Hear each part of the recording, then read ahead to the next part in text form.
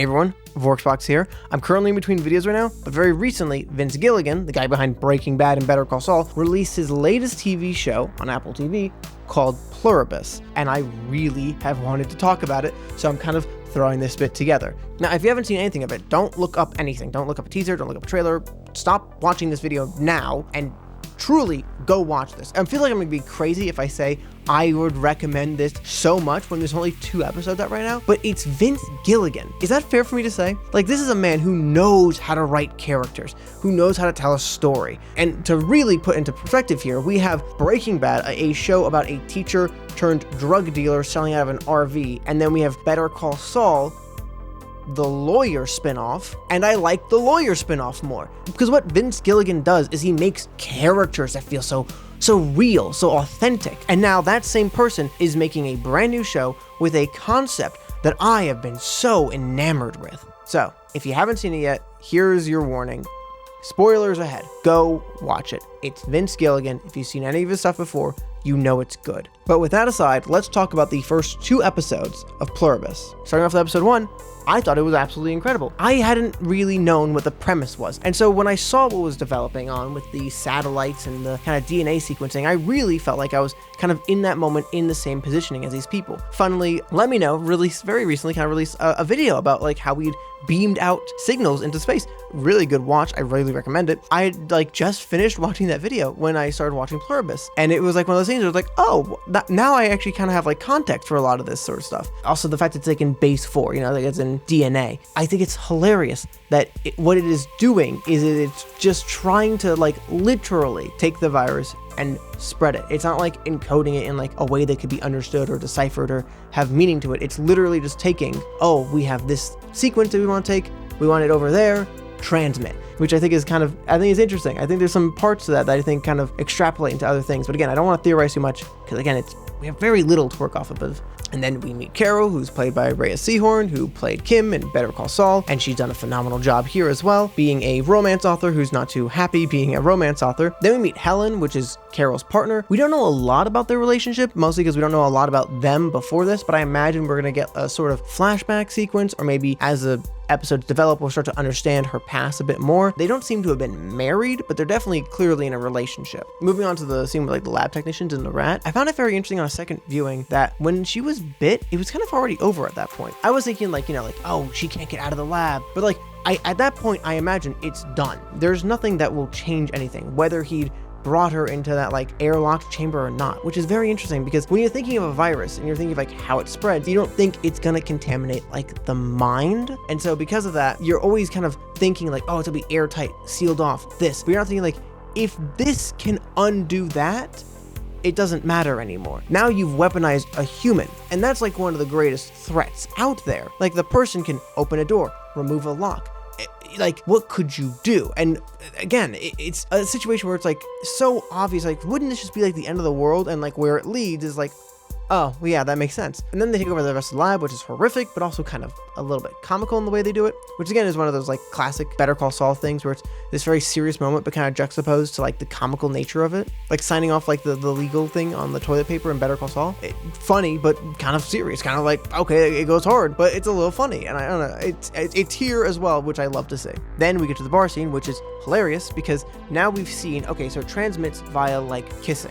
Right? It transmits via like saliva, it seems. So now we're at a bar where drinks are all over the place, where there's a bunch of like different ways that it can like transmit, and it's constantly baiting you. It was really fun because it kind of kept you guessing, and it kind of held itself mostly to only the first episode, which is like, that's where a lot of the mystery comes into play, right? And I'm glad that we had like that kind of all-encompass element of it. It's just kind of self-enclosed, which I love. The whole premise is understood and the concept is there. Then they go outside and then they talk about who she based her book character off of, which implies that it was Helen, which if you think about has implications for episode 2. Then they show the planes going overhead, and at first I was like, oh, is there like some sort of like emergency and like a bunch of like important people are headed to a location? But then it kind of like pulls back a bit and you see how many planes there are, and then it was like, oh no, wait, no, this is chemtrails, isn't it? And then suddenly everything goes to shit. And then we get just this scene from this point till like all the way to the hospital is just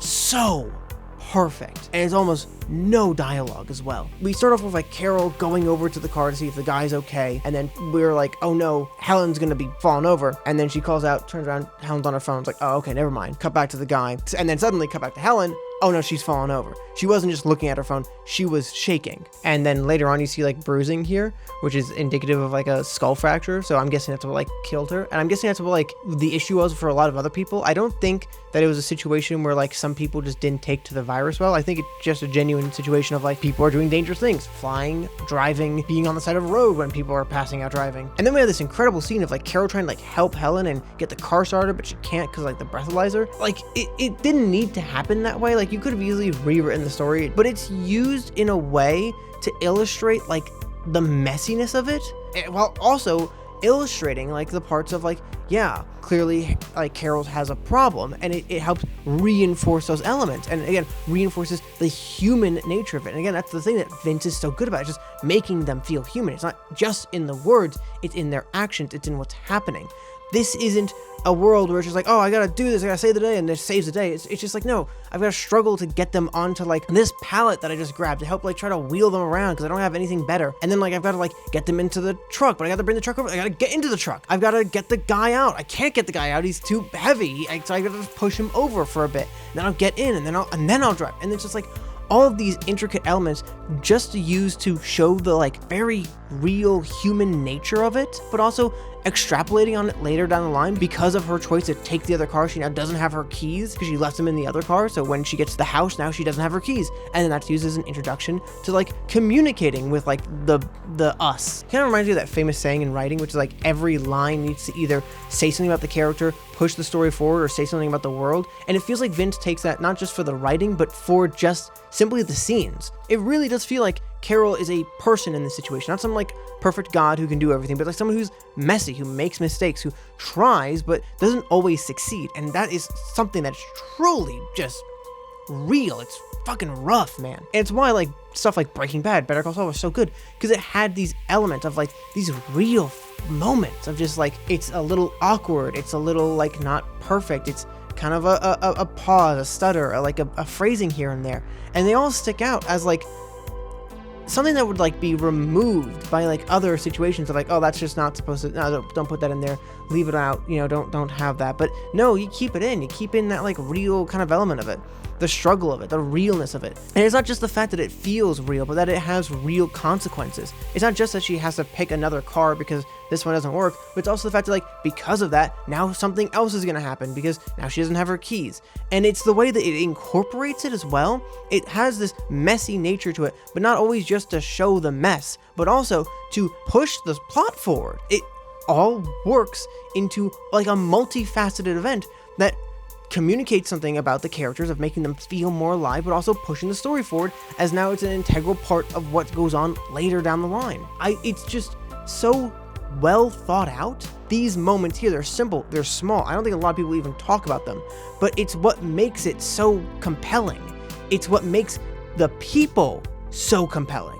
There's also like little things, like when the like truck backs up and like hits the barrel, and then it tilts back and then falls back forward. It feels like normally they would have had like the barrel like fly back, or you know, do some dramatic shit, but no, it's real. But I don't know, when you feel like so many things are just like, oh no, they hit like a fire hydrant and water starts spewing up out of nowhere, you know, like it feels like this over dramatized nature of life, where it's like the messiness of life has so much value to it that to try to like paint it in another way feels disingenuous to like that human nature and like that little detail. I don't know what about it. It just adds so much for me. But with that, she drives to the hospital and she sees a like cop car, and then like pressing forward and then looking at and then seeing like the city burning.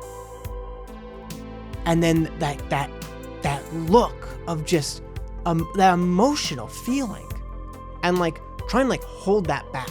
Carol then gets to the hospital, and we also have this really cool camera moment, which I really liked a lot. She gets out and she goes to like get one of the like carts to like try to get her body like into the hospital, and then it shows like a baby like on the edge of like a counter and like trying to like help the baby, and then you can see like Carol pause and like look at the baby, and like it doesn't show it, but like you know what's happening, and it's a little disturbed, and you can kind of see like how hesitant she is, but like how, well, I guess yeah, everyone is, so it makes sense, and it's subtle, but I it's really good. And then she runs to get the cart, and it's all very messy, and she grabs it, she pushes it, and she bangs into people. It's not clean. Hell, it doesn't even feel like it was her original goal. It was just to run in and find someone who can help, and she found this thing. It's like, okay, right, let me get her on this. I could bring her into the hospital. That way I don't have to be away from her. It just, every moving piece of this feels so realized to an extent as to what would somebody do. And it really feels like if you had someone that you loved, like this happened to them, what would you not do to try and help them, right? Like, would you not try? Who wouldn't? Who wouldn't? If you had someone who you loved, God, in Carol's case, the only person. I mean, we don't know a lot about Carol, but it seems like she didn't have a lot of friends. Doesn't seem like she had family at all. Had she had, then I feel like they would have showed up by now. I don't know. Feels like Carol is really struggling, and it feels like this person just helping them keep it together. And I think to lose that person is going to just be devastating. And eventually the people start to stand up, and we see Helen doesn't. And the podcast talked about this as well, but the way like Carol like looks down at Helen and then looks back up wondering if she's going to get back up is just such a devastating scene. Like she's looking down, like waiting, like, come on, get up. Everyone else is, why aren't you? And like it hits, dude, it hits. But then at this point we're introduced to the we. There's not really a name for it. Pluribus is, I feel like, a really good name for it. I don't even mention it. Pluribus, the meaning of it. It means many. I think the most well-known use case for it is like on the back of like US quarters, they used to say like e pluribus unum, which means out of many one. And pluribus still does just mean like many, but on the logo for like the show, the I is designed in a way to kind of like a one, like the of many, and then it's kind of distilled into one. So if you're wondering why it was called Pluribus or why the I looks like a one, well, now you know. No, actually that rant was for nothing. I'm going to call them the Collective. I like that name more. It rolls off the tongue a little bit better. But then we get to finally see an actual like interaction between Carol and what I'll be unofficially calling for the time being the Collective. And they have some very interesting elements to them, like how they emote all at the same time. They kind of have like, again, like this collective emotion. They quickly say like, we're trying to help Carol. And then that's like a massive bombshell, because it means like, okay, so if they're talking like in their minds, like talking telepathically, because they all start to kind of get up at the same time. They all start to move together and almost work at its purpose without saying anything. You see them start to collect bodies. And now that they know her name, that means they must have synthesized some bit of information from the people around us, like the people they've infected, right? So like they aren't just taking over the body to transmit. They're collecting some form of information, but we don't really know to what extent at this point. And Carol's clearly freaked out all by this and gets into her car and drives away. And that's when we get to see like the destruction of everything as she's like driving by, and also the very funny scene of the like guy who's like missing a leg, and then the other dude comes over and be like, don't worry, I got you right here, pal. I don't know, it's fun. I like it. It's enjoyable. The world's ending, but that's funny. I love those moments. I love those moments so much. Oh, and sorry, another big thing is the fact that they aren't being hostile. Because I'm just thinking, like, what do you do in this situation? The world is over. And the horror of, like, this is the end of the world. And then suddenly it isn't. And I was just like, there's something just, like almost disgusting about that. There wasn't, like, a sensation of, like, oh, yay, they're nice. It was like oh, they're nice. Fact that, like, this thing that has just done this horrible event just is now smiling and being like, I'm just trying to help. Ugh, vile, absolutely vile. I loved it. God, I loved it. Then after that, we get this scene that was like, I don't know, like shook me to my core. I don't even know why. I just want to say it did. But there's a scene where we see them like using fire extinguishers. Like that was awful. I don't know why. It was just like, it showed like they were not just like a zombie like thing where it's just like completely like can't think, but like, no, they are able to think. They know things. They know a decent amount of things. And just seeing that like slowly progress forward just kind of was like, oh, but eventually Carol gets to her place, and we see the consequences of her not taking her car and instead swapping.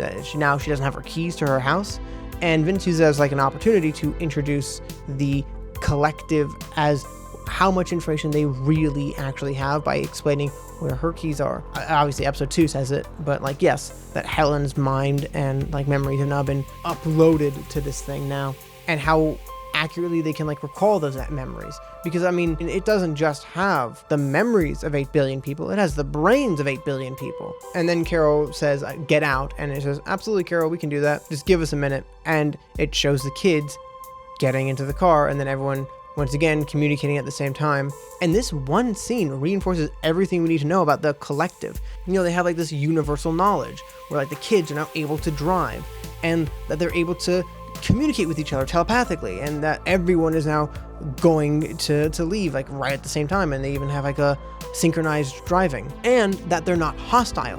They all agree, okay, we'll go, yes, because you said so, and then they leave. It's just so smart to like throw that in there just to make sure like the viewer understands this is how this works. Because the truth of the matter is, the mystery of it all is not the interesting part, it's the human nature of it. Just like Breaking Bad, Better Call Saul, it's this realness of it. I mean, I always talk about it, but like in episode 3 of Breaking Bad, when Walter has to like kill Crazy 8, the entire episode is dedicated to just that buildup of just this one action.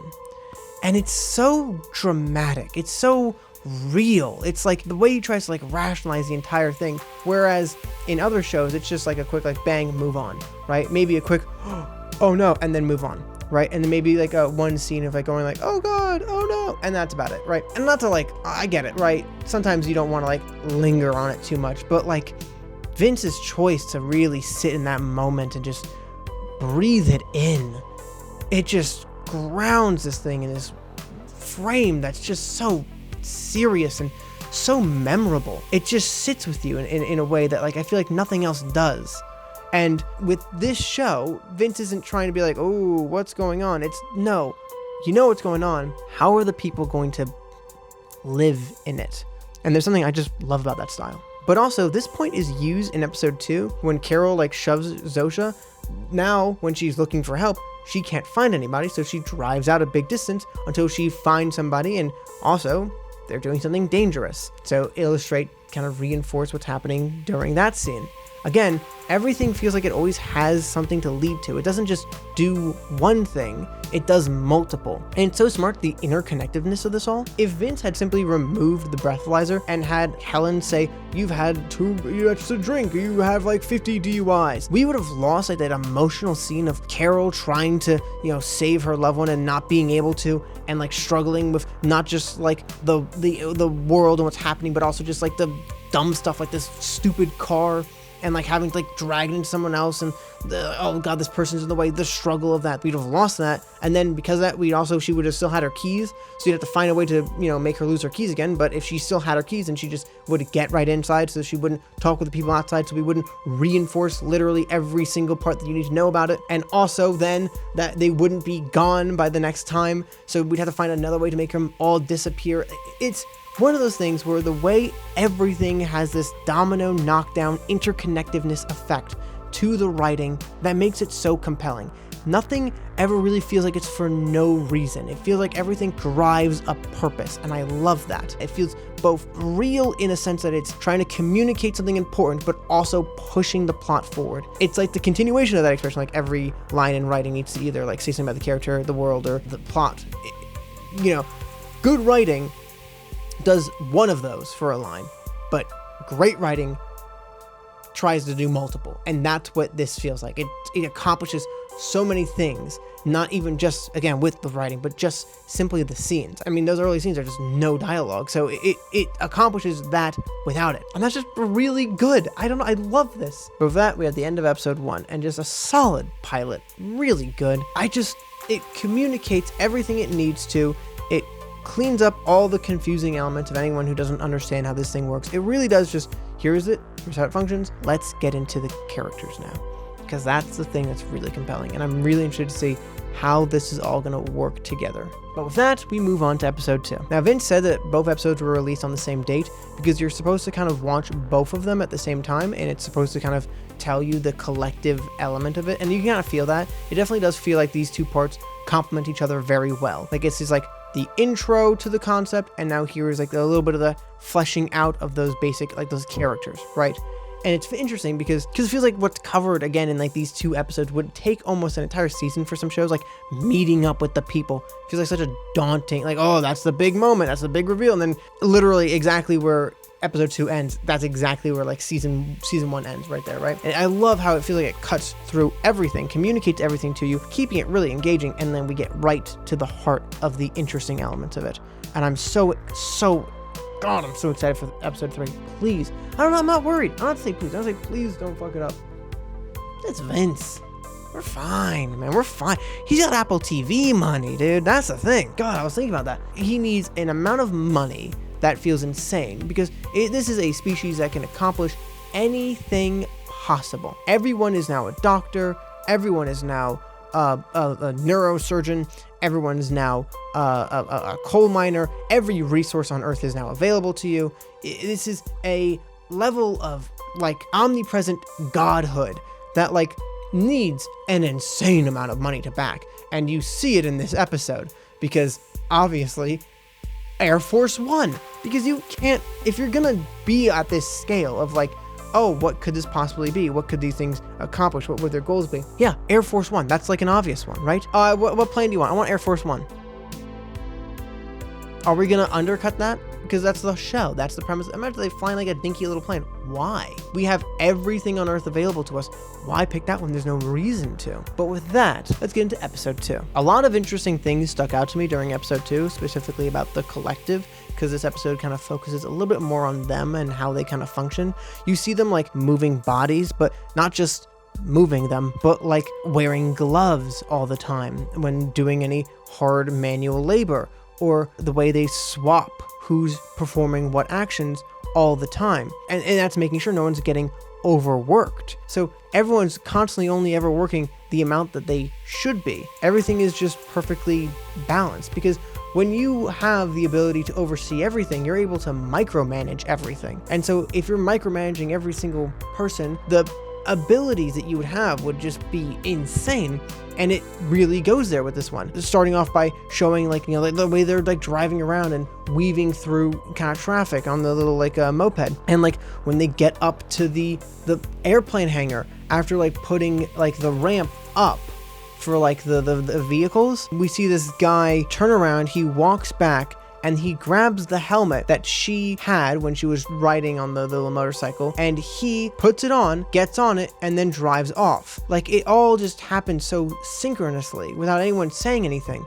And it just feels so fluid. It feels disturbing. You know, it's like choreography in a way where it all just kind of blends into each other. And then she gets onto this plane and she knows how to pilot it, because she not only has the knowledge of every single pilot on the planet, but she also has the knowledge of every single engineer on the planet. I mean, God, the amount of knowledge that they would have is so astronomically massive that, like, yeah, she can fly this solo easily. It's comical to even say that she can't. She not only knows how to pilot it, she knows how to train people to pilot it.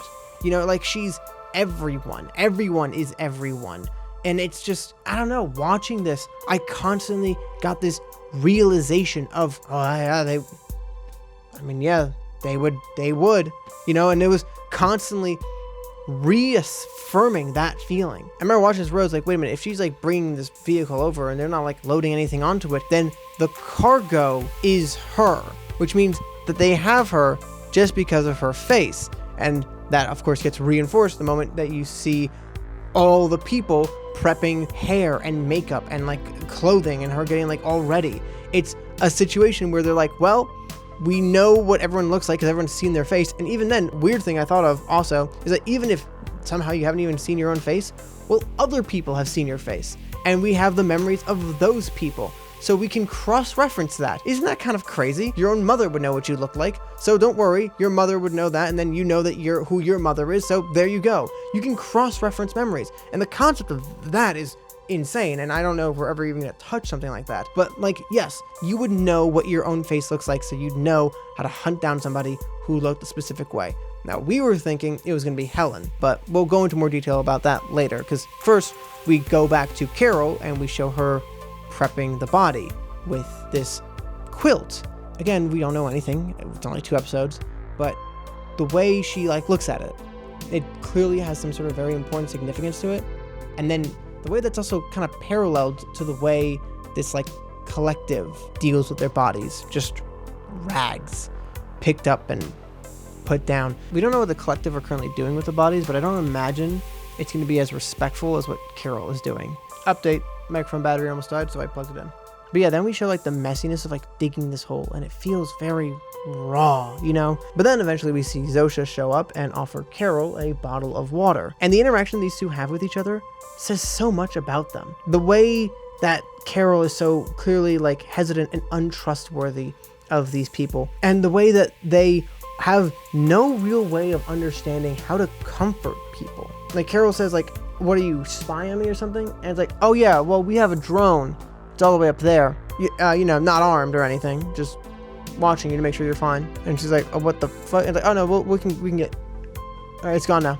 You know, that's not comforting. That's not gonna make you feel better. And you kind of see it in the next phrase, which is that when offering the water, and she goes like, oh, how do I know you didn't poison it or anything to turn me into one of you? To comfort her, she says, oh, don't worry, we're months away from that. Again, not comforting. Not comforting at all. And then after that saying that, oh, don't worry, the water bottle supervisor says it's good. And not even saying the water bottle supervisor, no, instead saying Jarmo Gurki says it's okay. Like she would know who that was. And this whole thing screams this very interesting thing, which is that I don't think it's that intelligent at all. I don't think it's smart. I think it has a lot of knowledge, but not intelligent. Here, let me give you an example from later in the episode. When talking about the food that they're providing, they said that they can't get, lobster because they're not going to kill any animals. But then a point is brought up by Mr. Diapante. He says, say I procured a chicken or pig, and I did the, what then? How would you respond to that phrase? I feel like the immediate response is, oh yeah, well, if you kill it, that's fine. We just won't do that. But we will prepare it for you. We just don't want to take away its life. But that's not what they say. They say, we would mourn it. And then nothing. And then he has to respond with, but you would cook it for me? And they go, yeah. 8 billion people, but it wasn't able to figure out what he was trying to ask. The reaction of we'd mourn it is not the correct phrase in that sentence. It would be, oh, well, then we prepare it. Or maybe, oh, we'd mourn it and then prepare it. Shows that it's not exactly intelligent. It's knowledgeable, but not intelligent. And intelligent as a phrase is very, what does that even mean? And, no one honestly really knows. There's no, solid thing, and anything that is claimed is not exactly, definitive, I would say, but there is, the concept of, IQ and then EQ. EQ, the idea of emotional intelligence, right? And I'm pretty sure I can confidently say that its EQ is rock bottom. Doesn't seem to be able to understand that, what it's saying is going to upset somebody. Speaking for the dead. Can't understand that, because again, going back to where we were back at the graveyard scene, right afterwards, she starts to speak for the dead. Obviously, that would upset somebody. And then what is her reaction to Carol being upset? Complete shutdown. And that's another element of EQ. Stress management. If you completely shut down at the idea of stress, your entire, the equivalent of your nervous system just completely fried. The moment you get any, pushback or stress. I wouldn't say it was an element of, low EQ, because it's not really a thing that happens to people, but at the very least, I can say that this thing, in terms of intelligence, is low. I think I can confidently say that it's not very smart. It's knowledgeable. It knows everything, but I don't think it's smart. And to reinforce that point, when Carol goes to quickly find help after pushing her and seeing oh God, what do I do? Where can I get help from? She finds someone hanging from a crane and being oh God, let me help you. Let me get you down. And then we learn in that scene that during that moment, 11 million people died. Well, yeah, that guy was hanging from a crane, right? I mean, that's dangerous stuff. I mean, how many other dangerous things are people doing? We also saw that one woman who seemed to have fallen over, right? Dangerous, obviously. But 11 million? I don't want to make any claims yet. I really don't. But if you were going to go up to somebody who you knew could result in you passing out, I imagine you wouldn't be holding a bunch of knives in your left hand. You know, like 11 million people were doing something dangerous. One of them was driving.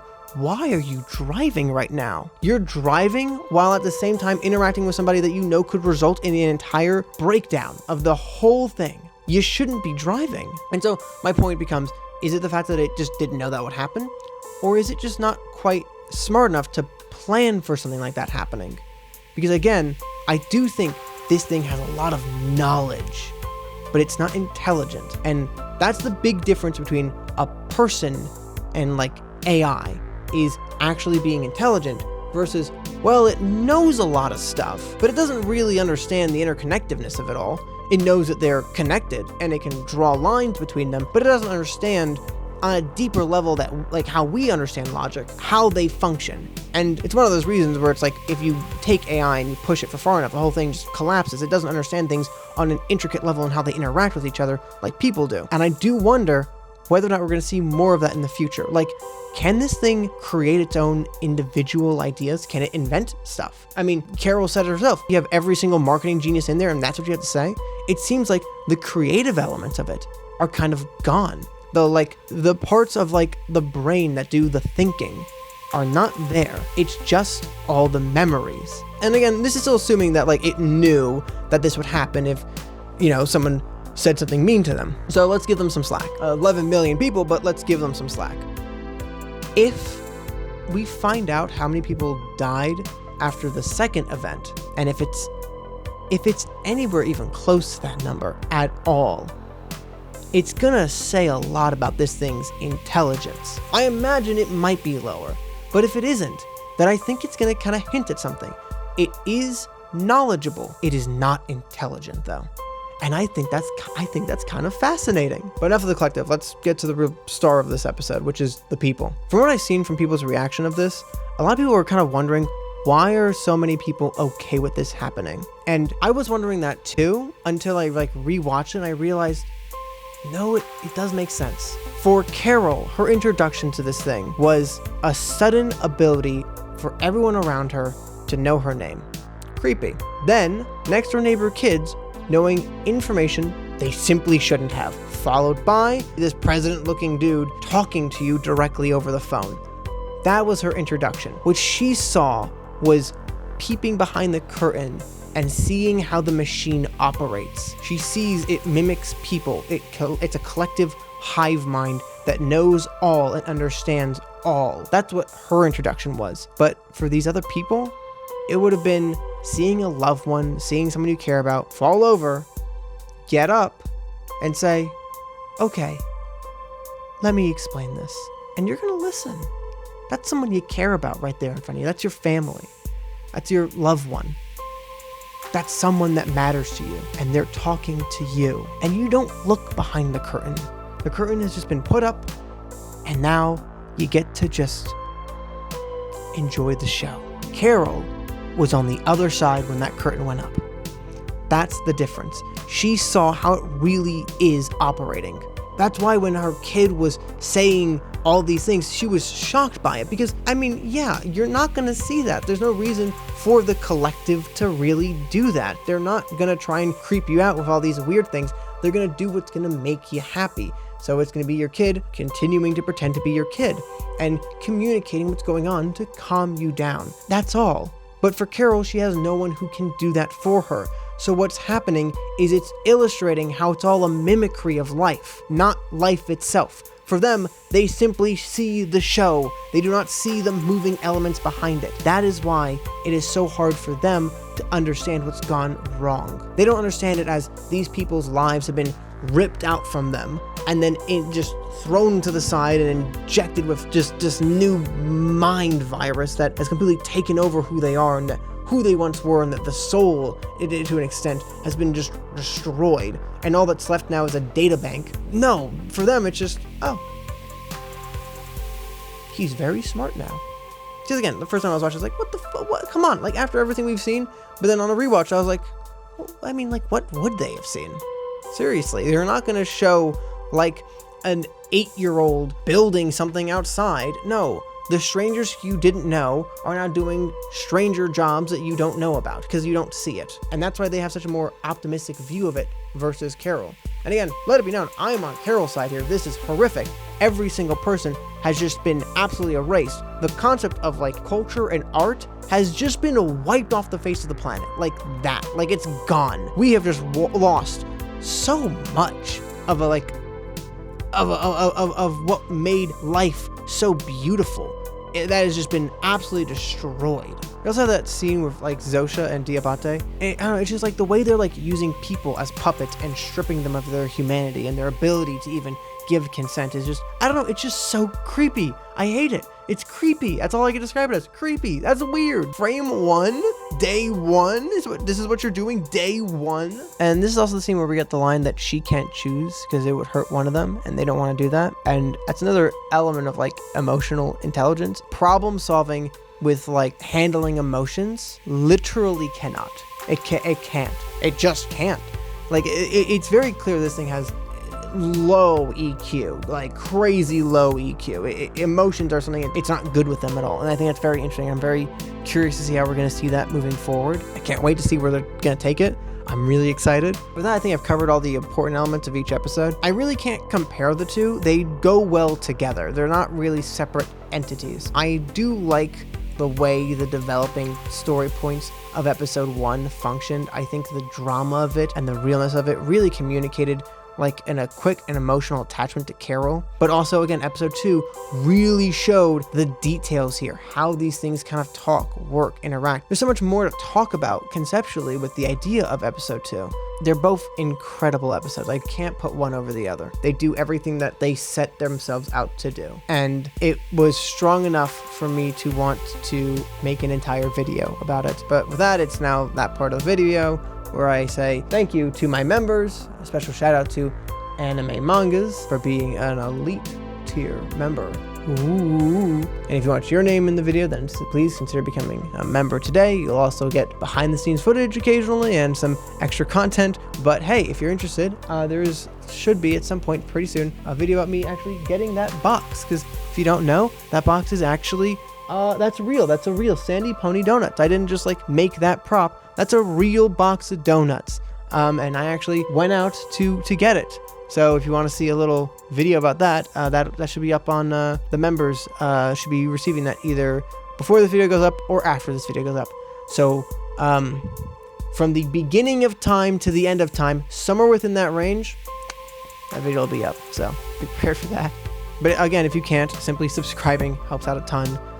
Ring that bell. I want to say thank you again to the members who have made it a lot smoother, and thank you to everyone who's watching this. It really does mean a lot, and it really helps support the channel just simply watching. But with that, I leave you with this. This show is good, and if you've seen it, which you fucking better have already, then I think you see the same. But with that, this has been Vorks, and I'll see you in the next video.